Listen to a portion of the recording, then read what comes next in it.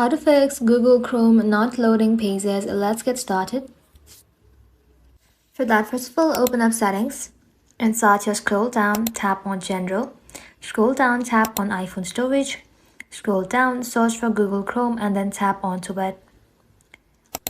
Once you tap onto it, tap on Upload App, then tap on Upload App one more time. Once that's done, you want to go ahead and simply tap on Reinstall App. Now go back and then simply scroll down, tap on Apps, search for Chrome, tap onto it. Inside here, you want to go ahead and simply make sure no restriction is there to prevent your phone from limiting Chrome's background activity. After that, head back to home screen, reopen Chrome and check if pages are loading normally or not. If not, open up the App Store. In the search bar, search for Chrome. Now, you want to make sure that it is updated. If not, tap on Update and let your application update to its latest version. Thank you all for watching. If this video was helpful, consider subscribing to our channel and liking this video.